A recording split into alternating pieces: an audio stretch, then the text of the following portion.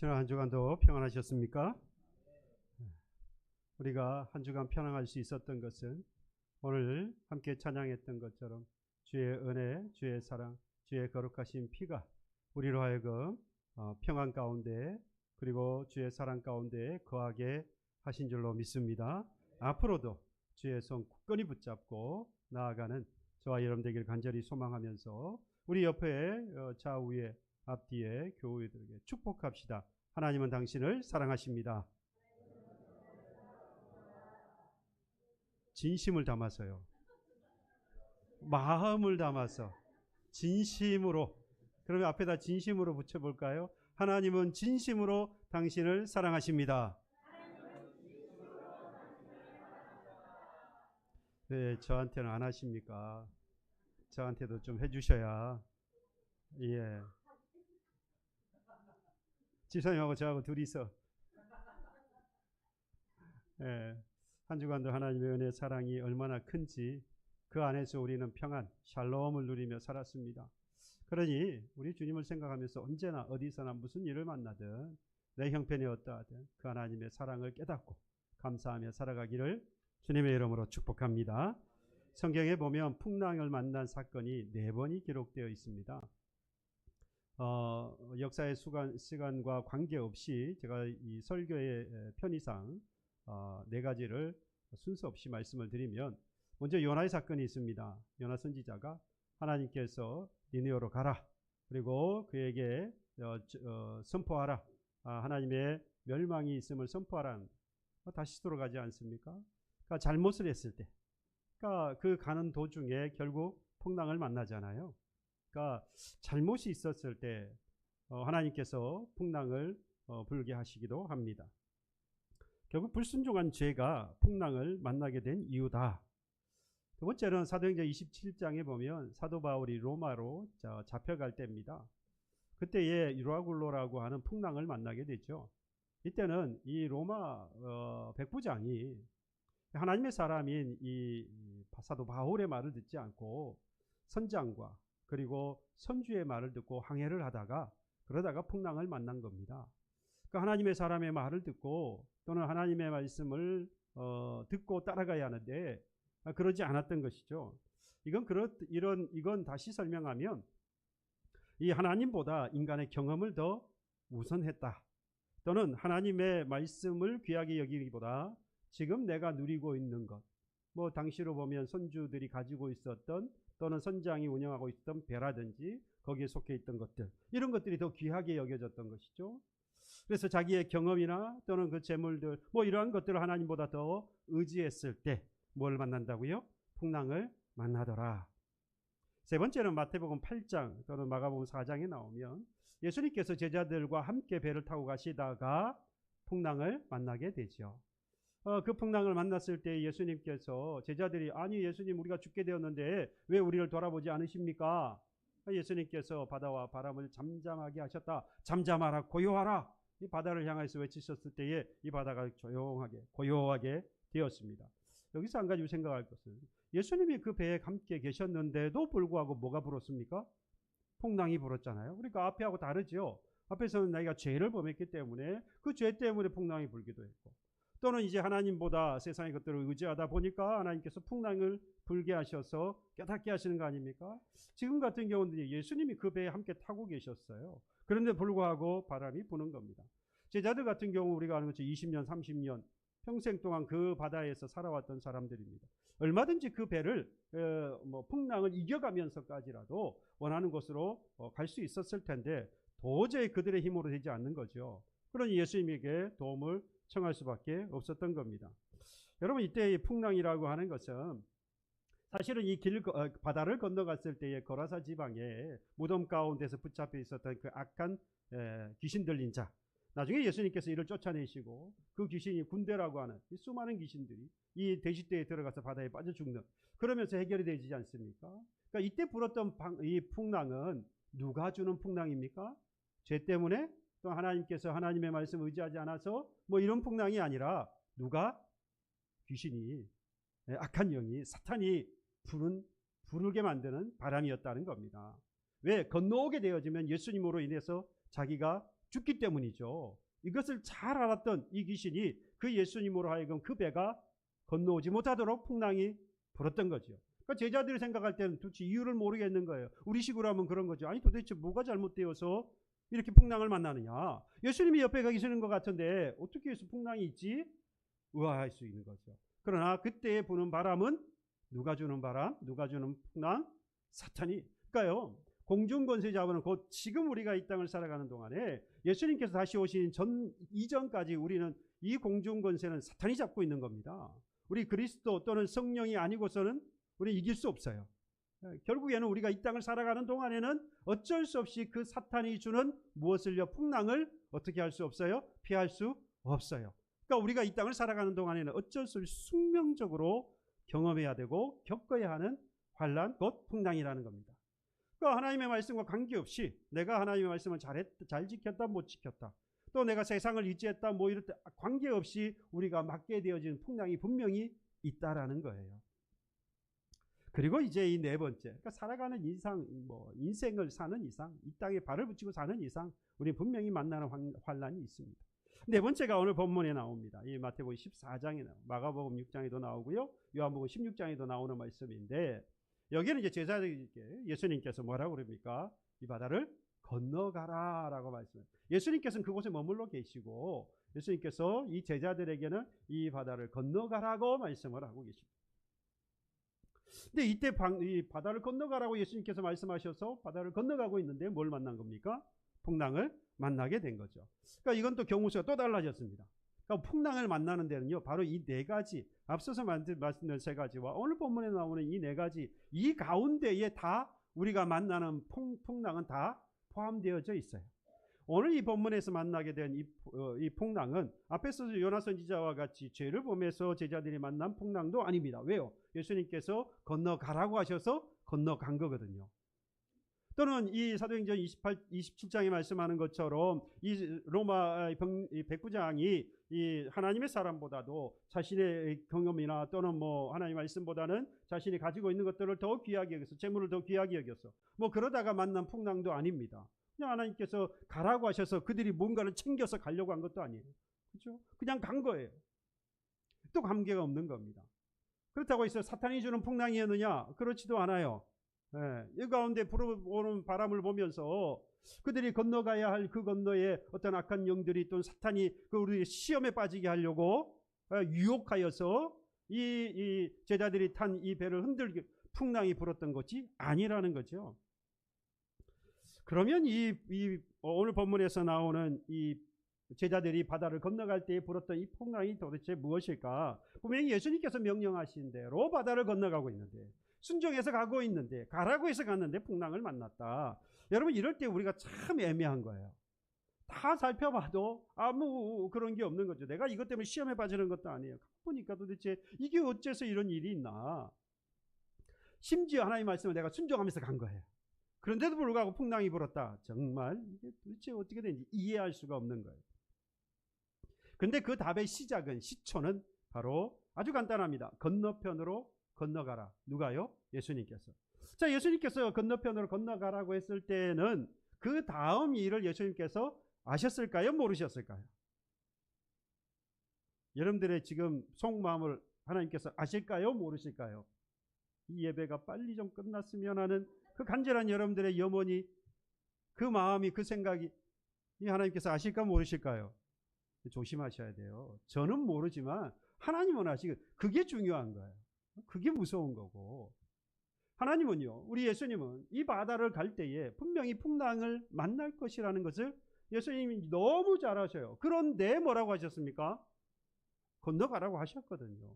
그러면 풍랑이 있을 것을 아심에도 불구하고 건너가라고 하셨을 때에는 예수님께서 그곳에 이 제자들을 밀어놓고 그들이 고생하는 것을 내가 봐야 되겠다라고 하는 의도로 밀어넣지 않은 이상은 분명히 거기에는 예수님의 어떤 뜻이, 의도가 담겨 있다라고 하는 것이죠. 그러니까 풍랑 그 자체의 어떤 의미를 담고 있기 때문에 우리 예수님께서 그곳에 들어가라, 건너가라 라고 말씀하신 것이라는 거죠.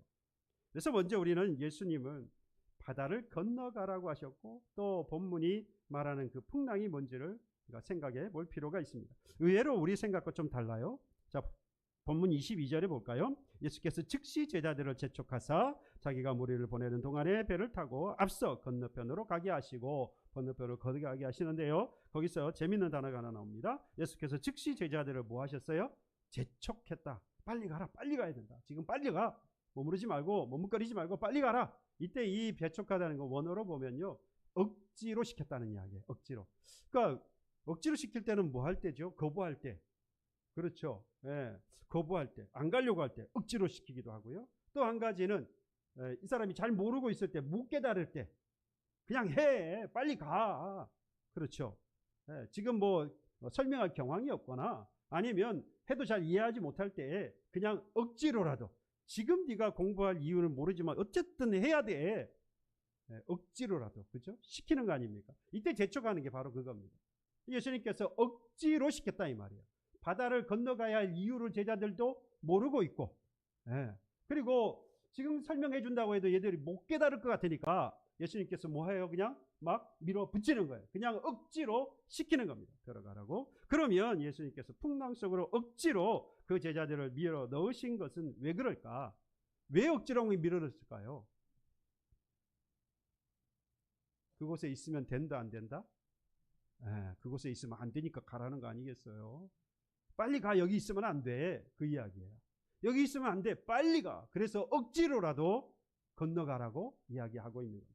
그러면 도대체 그곳이 어떤 곳이길래 건너가라고 재촉하고 억지로라도 밀어붙이는 것이었을까? 있으면 안 되는 곳이니까 건너가라고 했고, 그러면 그곳이 도대체 어떤 곳이었냐는 거예요. 있을 만한 곳, 좋은 곳, 있어야 할 것 같으면 예수님께서 도리어 건너가지 마라, 여기에 있어야 한다라고 하셨을 텐데, 밀어붙여서 가라고 하셨을 때는 그곳에 있으면 안 된다는 것이고, 그렇다면 그곳은 어떤 곳이기에 예수님께서 가라고 하셨느냐? 여기서 우리가 알아야 할 사건이 바로 이 앞에 나오는 사건입니다. 13절부터 보면 5,000명을 먹인 사건이 나와요. 오병이어 사건. 보리떡 5개, 물고기 2마리로 5,000명의 사람. 그러니까 장정만 5,000명이니까 한 2만 명의 사람. 그죠? 이 사람들을 보리떡 5개, 물고기 2마리로 먹였던 사건이 바로 그 앞에 기록이 되어져 있어요. 그리고 나서 예수님께서 이제 이 제자들에게 그곳에서 뭐 하라고요? 떠나라라고. 그러니까 이 많은 무리들이 지금 뭘 먹고요? 예수님께서 기적적으로 나누어 주셨던 보리떡 5개, 물고기 2마리를 무려 5,000명이 넘는 장정이, 5,000명이 넘는 그 사람들이 먹고도 12광주리가 남는 것을 뭐 한 것? 기적을 경험한 그 무리 속에서 예수님께서 그 제자들을 지금 뭐 하시는 거죠?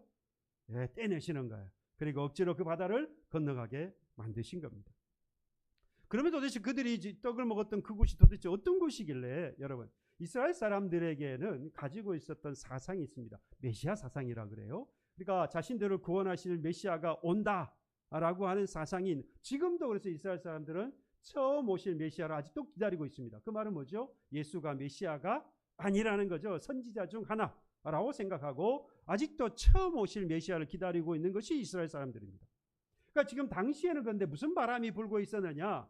아주 묘한 바람이 불기 시작했어요. 그들이 끊임없이 메시아를 기다리고 있었는데 로마의 치하에 있으면서 억압을 당하고 있는 그 고통 가운데 있는데, 한 바람같이 나타난 선지자 하나가 나타났는데 이 사람이 행하는 것이 너무나도 그동안에 나타났던 많은 선지자들과 달랐던 거죠.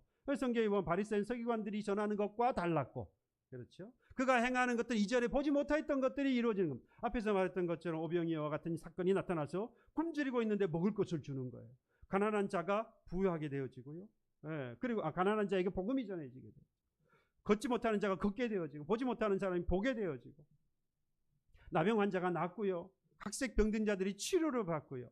슬픔과 외통 가운데 있었던 그 사람들이 위로를 받게 되어지는 거예요. 이 사람들이, 백성들이 이것을 보면서 무슨 생각을 했느냐? 우리에게 약속했던 그 메시아가 바로 이 사람이구나. 이걸 그냥 생각한 게 아니에요. 이사야서 61장 1절 2절에 보면 이미 하나님께서 이 이사야 선지자를 통하여서 메시아가 어떤 모습으로 올 것인가를 이미 말씀했어요. 그러니까 이 말씀을 가지고 있었던 이스라엘 사람들이 예수님을 딱 보니까 너무 똑같거든요. 이사야서 61장 1절 2절에 뭐라고 그러느냐? 주 여호와의 영이 내게 내리셨으니 이는 여호와께서 내게 기름을 부으사 가난한 자에게 아름다운 소식을 전하게 하려 하심이라. 예수께서 오시면 메시아가 오시면 가난한 자에게 뭐가 전해져요? 복음이 전해져요. 여러분 복음이 전해진다 그러니까 가난한 사람이 무슨 상관이 있느냐? 아니요. 모든 좋은 것들은 누구의 것입니까? 부한 사람들의 것이에요. 권력 있는 사람들의 것이에요. 그 사람들이 다 누리고 나면 그리고 남은 찌꺼기가 있으면 누가 갖는 거예요? 힘없는 사람, 가난한 사람이 갖는 거예요. 그런데 가장 귀하고 아름다운 것이 누구에게 전해져요? 네, 가난한 사람에게 전해져요. 나를 보내서 마음이 상한 자를 고치시며 포로된 자에게 자유를 지금 로마의 치하에 눌려서 지금 자유를 못 누리고 있는데 그가 오시면 포로된 자에게서 자유를 주신다. 갇힌 자에게 노임을 선포하며 모든 슬픈 자를 위로하신다. 이 말씀을 가지고 있었던 이스라엘 백성들은 예수님이 하시는 일들을 보니까 딱 누굽니까? 하나님께서 약속하셨던 바로 그 메시아라는 거예요. 그래서 이 사람들이 뭐라고 시작하느냐? 이 예수를 왕으로 모시자. 네? 왕으로 섬기려고 그랬던 거예요. 이 메시아를 왕으로 모시면, 이분을, 이 예수를 왕으로 모시면 우리가 그대로 기다렸던 메시아이니까 우리가 뭘 얻게 돼요? 이제는 자유를 얻게 될 것이다.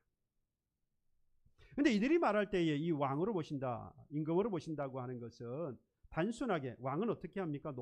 높이잖아요. 섬기잖아요. 그런데 그러니까 이 예수님을 왕으로 세워서 우리가 모시자, 이 뜻이 아니었어요.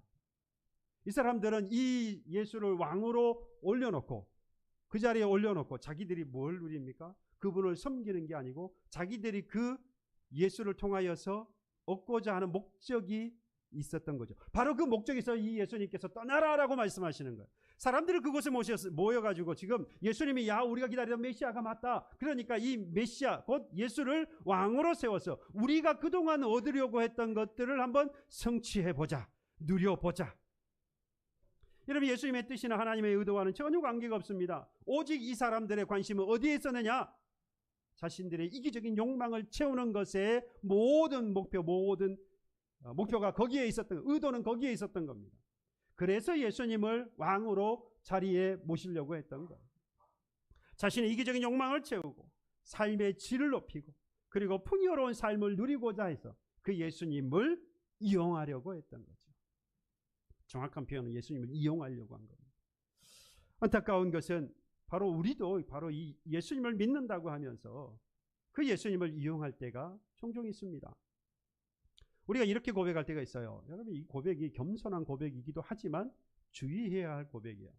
하나님께서 나를 부르셨습니다. 그래서 내가 하나님의 백성이 되었어요. 그러니 하나님의 백성으로 이 땅에 살아가는 동안에 그래도 사람들 보기에 잘 살고 또 위치도 좀 높고 또 뭐 세상 살아갈 때에 즐길 만한 것도 즐겨가면서 기왕이면 잘 사는 모습으로 살면 세상의 사람들이 나를 보면서 야, 하나님을 믿는 사람 저렇게 잘 되는구나. 하나님의 영광이 그래야 드러나지 않겠습니까? 겸손한 마음으로 하나님의 은혜를 구한다. 저는 그렇게 이해하고 싶은데 저도 그런 마음 한켠에는 그런 마음이 있어요. 기왕이면 예수 믿고 잘 살면 좋겠다. 그거 자체가 하나의 나의 예수 믿는 이유가 되기도 한다는 거죠. 속마음에는 하나님의 뜻과는 전혀 상관없이 그저 나의 이기적인 그 욕망을 채우려고 하는 그 마음이 우리에게 있는 것이 아니냐는 것이죠. 예수님께서 바로 그것을 뭐 하라는 겁니까? 지금 떠나라는 거예요. 그걸 떠나서 바다를 건너가라고 예수님께서 말씀하고 있는 것입니다. 결국 이 악한 세상과 더불어서 나의 이기적인 욕망을 채우려고 했던 바로 그 마음을 뭐 해버리라? 버려야 한다. 우리는 뭐하고 살아가니까요? 그 나의 이기적인 욕망을 채우며 살아가려고 하는 우리들의 인생이니까. 예수 믿으면서도 우리는 그렇게 살아가는데 예수 안 믿는 사람이 당연히 그 목표는 정인 거예요. 그렇게 살아가는 게 마땅하다고 생각합니다. 여러분 우리는 악한 세상에 삽니다마는 거룩한 하나님의 말씀으로 배불러야 합니다. 육신의 정욕, 안목의 정욕, 이성의 자랑거리로 나의 마음과 삶을 채울 것이 아니라 하나님의 사랑과 은혜로 우리의 삶을 채워 나아가야 하는 겁니다. 그래서 들어간 곳이 어디입니까? 바다였고요. 그래서 만나게 된 것이 뭐였습니까? 풍랑이었습니다. 여러분 이건 이런 이야기예요. 그래요, 좋습니다. 하나님. 내가 지금까지 누려왔던 그 모든 것들을 포기합니다. 나의 이기적인 욕망과 욕심, 정욕적인 것들 다 하나님 앞에 내려놓습니다.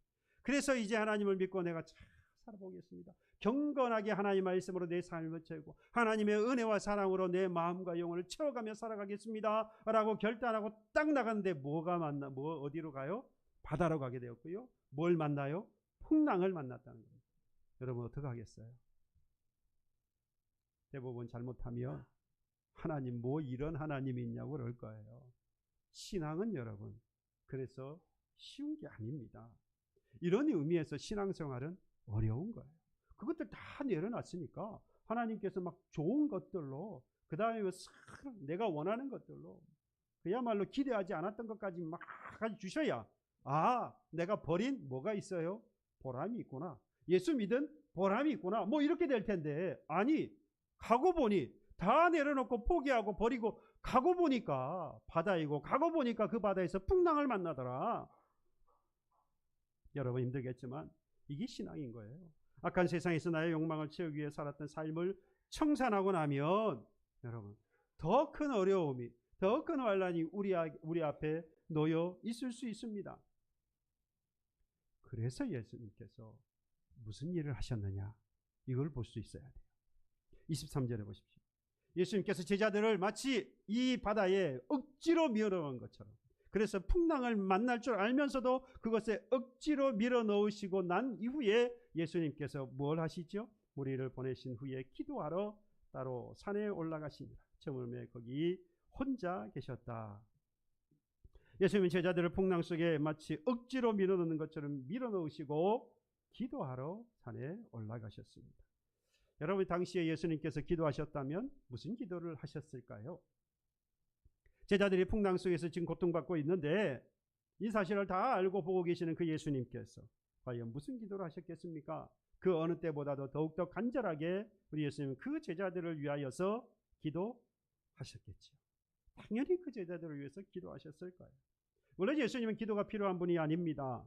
예수님은 하나님이시기에 기도하시는 자가 아니라 구하는 자가 아니라 기도하는 자에게 응답하시는 분이죠. 기도가 필요한 분이 아니에요. 그럼에도 불구하고 예수님께서 기도하셨다. 여러분 저와 여러분들이 하나님의 말씀에 따라 이 이기적인 나의 욕망, 욕심, 정욕적인 것을 버리고 풍랑 속으로 들어가게 되었다면 여러분 두려워할 이유가 전혀 없는 이유가 여기에 있는 거예요. 바로 그 예수님께서 지금 풍랑 속에 있는 나를 위하여서 뭐하고 계셔요? 외면하신 것이 아니라 나를 위해서 이전보다도 더욱더 간절한 마음으로 나를 바라보시면서 뭐하고 계십니까? 기도하고 계신다 이 말이에요. 여러분들을 위해서 지금 기도하고 있는 사람 누굽니까? 목사입니다.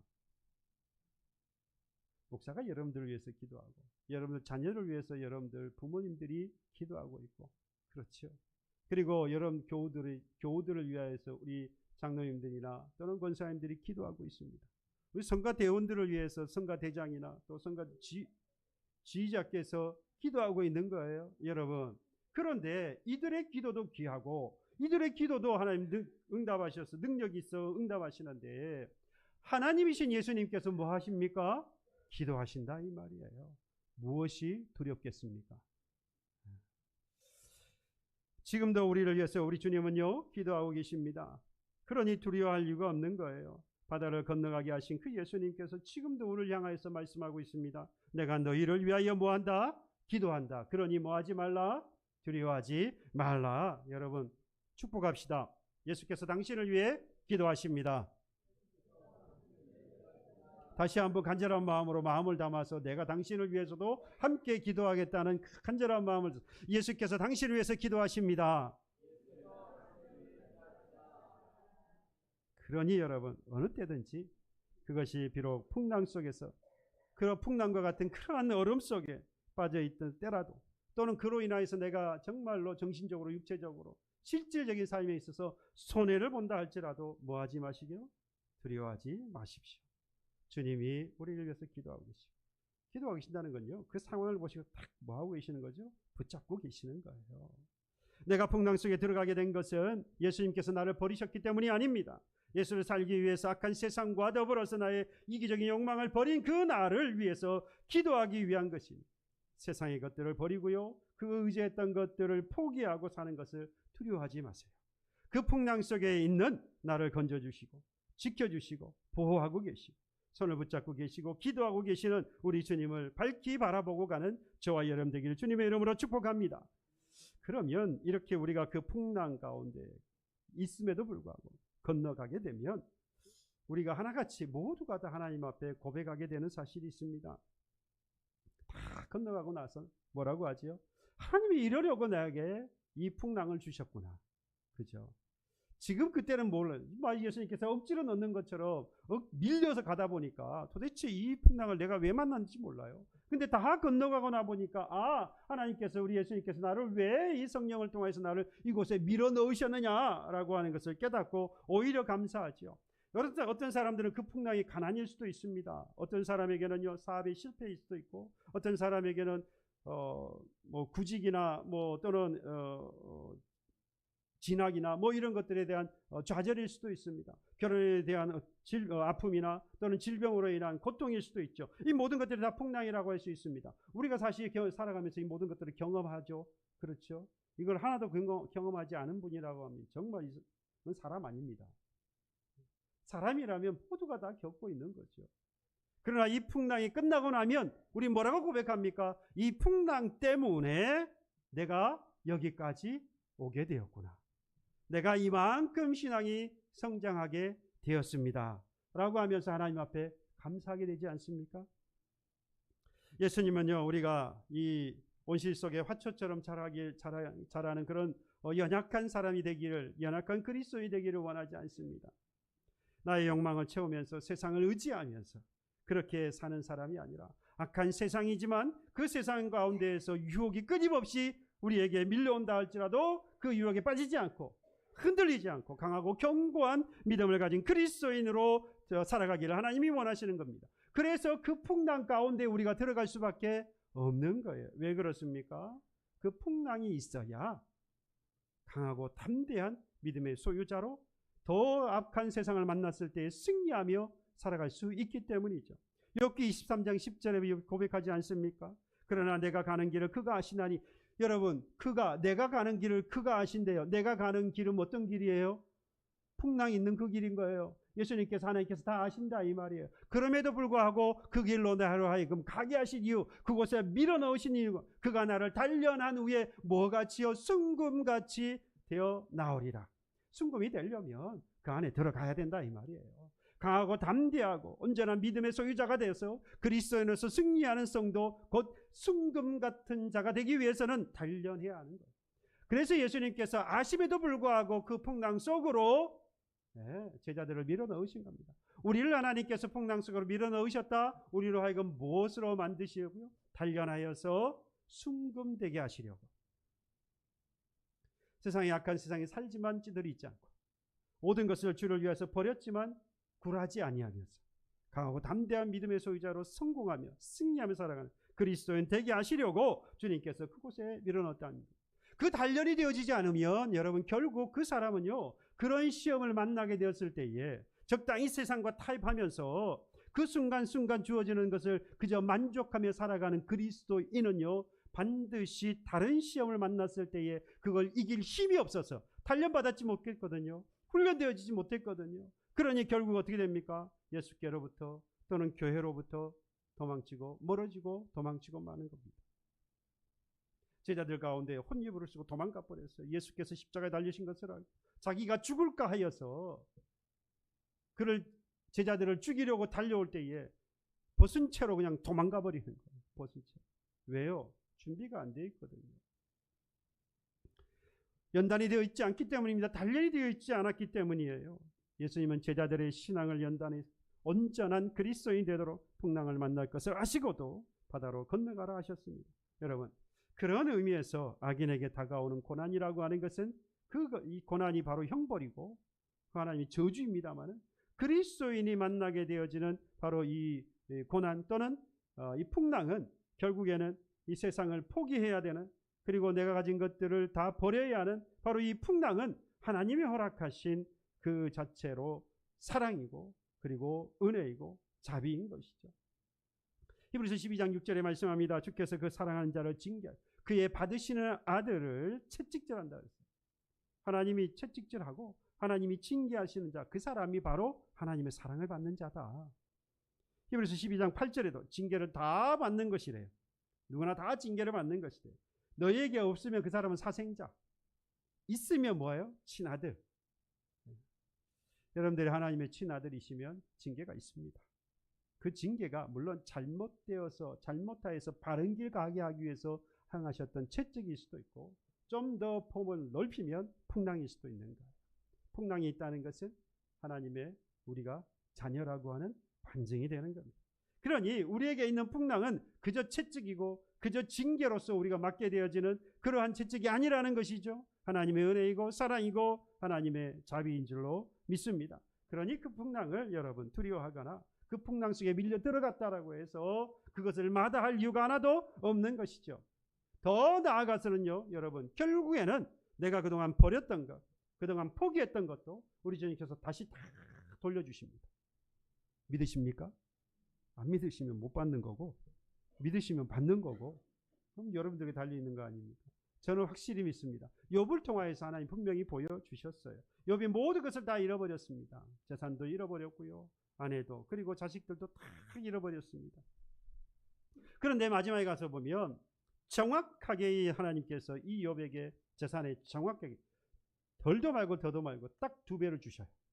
그리고 자녀도 10명 있었는데 10명을 다시 주십니다. 재산은 2배 줬는데 왜 자식은 10명이었으면 20명 줘야지 왜 10명만 주셨냐고. 그러면 그 2배로 주신 거 아닌 거 아니냐고. 잘 몰라서 그런데 여러분들, 사람은 죽는다고 사라지는 게 아니에요. 육체는 땅에서 왔기 때문에 돌아가는 것이지만 영혼은 영원하지요. 그러니까 죽었다고 해서 사라지는 게 아니에요. 처음에 주셨던 10명도 있고요. 두 번째 다시 또 10명 줬으니까 10명 더하기 10명 하면 잘 모르시죠? 몇 명이지? 20명이에요. 그 2배로 주신 거예요. 하나님이 영혼을 어떻게 다루시는지 우리가 이 부분에서 알 수 있어요. 아무튼 그게 중요한 건 아니고요. 풍랑에 들어가면서 내려놓았던 바로 이 세상의 모든 것까지 하나님께서 뭐 해주신다?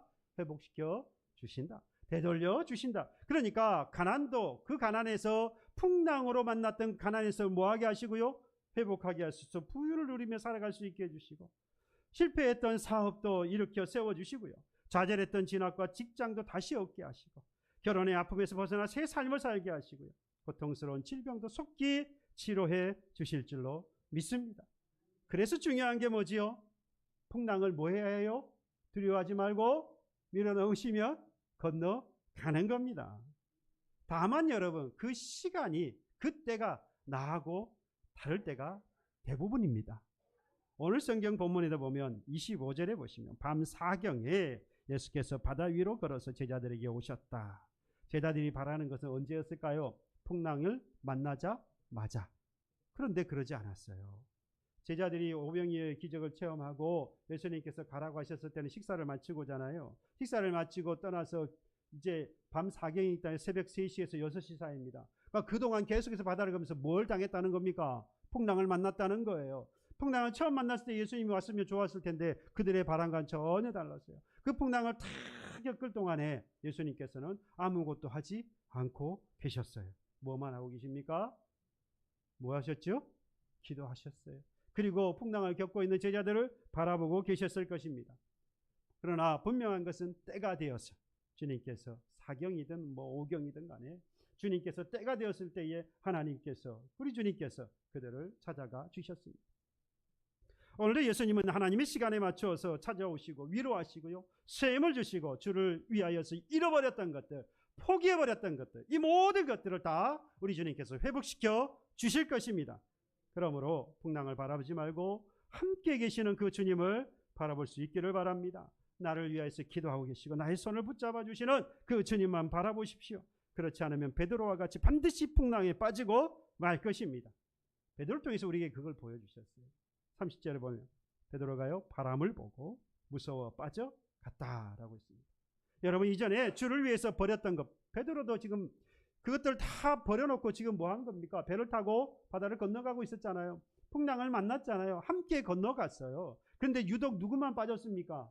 베드로만 빠진 거예요. 여러분, 주를 위해 분명히 버렸어요. 주를 위해서 다 포기했어요. 내가 소망하고 바랬던 것들, 이기적으로 내가 욕망을 품었던 간에 어찌되었든 그것들을 전부 다 포기했던 겁니다. 그런데 이것들이 다시 뭐 했다는 이야기죠? 되살아난 거예요. 이게 다시 되살아나면서 그 풍랑 속으로 더 깊이 빠져갈 수밖에 없게 된 것입니다. 그러니까 내가 풍랑 중에 있을 때 가장 중요한 건 뭡니까? 베드로가 보여준 것처럼 누구를 바라봐야 해요? 주님을 끝까지 바라봐야 합니다. 처음에 주님을 보고 왔으면 이제 끝까지 바라보고 가세요. 다 건널 때까지, 건너가서 바다를 다 건너갈 때까지, 우리 주님이 다시 오시는 그날까지 가야 합니다. 중간에 왜 머뭇거리고 왜 자꾸 멈추려고 하세요? 세계 최초로 해발 8,000m 이상 되는 산을 16자, 그래서 세계 최초로 16자를 등정한 이 오몽길 산악 대장, 오몽길 대장이 그의 성공기를 되돌아보면서 이런 이야기를 했습니다. 내가 완등한 16자 등정 뒤에는 38번의 도전이 있었고 그냥 되는 게 아니에요. 우리가 16자 세계 최초 등정 뭐 이러니까 뭐 쉽게 그냥 그것이 이루어진 것처럼 38번 중에 다 실패하고 16번을 성공한 것이죠. 그 과정 중에 함께 했던 동료와 셰르파를 잃었고 죽음의 공포에 피눈물을 흘리기도 했지만 그러면서도 결국 정상에 오를 수 있었던 것은 오직 겸손하고 겸허한 마음으로 정상을 바라보며 걸어갔기 때문입니다. 여러분, 정상이 있지만 내 동료가 죽고 함께 힘을 모았던 사람이 죽고 그것을 보면서 죽음의 공포를 느끼는 거예요. 나도 이럴 수 있고 아픔과 슬픔이 있고 공포를 느끼면서 그 뒤를 돌아본다면 결국 정상에 올라갈 수 없었을 것이라는 거죠. 아픔도 있고 슬픔도 있고 괴로움도 있고 그리고 죽음에 대한 두려움과 공포도 있지만 풍랑이라고 하는 두려움이 있지만 뭐하지 않아요? 이걸 더 이상 바라보지 않고 이걸 바라보는 것이 아니라 앞을 바라보는, 정상을 바라보는, 우리 주님을 바라보는 겁니다. 그래야 올라갈 수 있는 거예요. 성공한 이유가 여러 가지가 있겠습니다만은 포기하고 싶을 때마다 뒤를 바라보지 않고 정상을 바라보고 가다 보니까 어느새 정상에 이르게 되었다라고 하는 그의 고백만큼이나 우리의 신앙도 돌아본다면 역시 우리가 뒤를 돌아보며 우물쭈물한 손에 쥐었던 것 연연하다가 주님을 놓치고 물에 빠져버리는 베드로와 같은 우리의 신앙은 아닌지 우린 다시 한번 돌아봐야 합니다. 여러분, 우리도 바라보면 주님을 바라보고 간다면 우리도 분명히 이 16자에 올라설 수 있습니다. 성공적인 그리스도인이 되어질 수 있다 이 말이에요. 그때 우리는 반드시 버려야 할 것과 그리고 바라봐야 할 것이 있는데 우리가 그동안 지금에 살아왔던 인생의 전부라고 믿었던 이기적으로 욕망 가운데 사로잡혔던 것, 세상에 의지했던 것들, 그것들은 버려야겠고 오직 바라봐야 할 것은 이것을 우리를 위해서 기도하고 계시고 우리의 손을 붙잡고 계시고 이것을 온전히 넘겨주실 분은 오직 하나님이라는 것, 오직 주님이라는 것. 그래서 주님을 바라보며 나아가야 할 것입니다.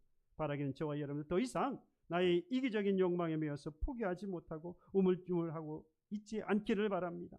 하나님과 악한 세상 가운데에서 머뭇머뭇하지 않기를 소망합니다. 예수께서 오늘 바다를 건너편에 건너가라고 말씀하실 때에 여러분, 악한 세상을 버리고 나의 이기적인 욕망을 다 버리시고 포기하십시오. 그래야 내가 사는 것입니다. 죽을 것 같지요? 손해볼 것 같지요? 그런데 예수 보고 나아가면 결국에는 뭐 하게 하십니까? 다 회복시켜 주실 것입니다. 다 갚아 주실 거예요. 포기했던 것, 잃어버렸던 것 주님께서 분명히 다 채워주실 것입니다. 그래서 오늘도 주님께서 바다를 건너라 하실 때에 그 주님의 마음을 다시 한번 깨닫고 그 주님만을 바라보면서 앞으로 나아가 승리하는 그리스도인 삶 되어지기를 주님의 이름으로 축복합니다.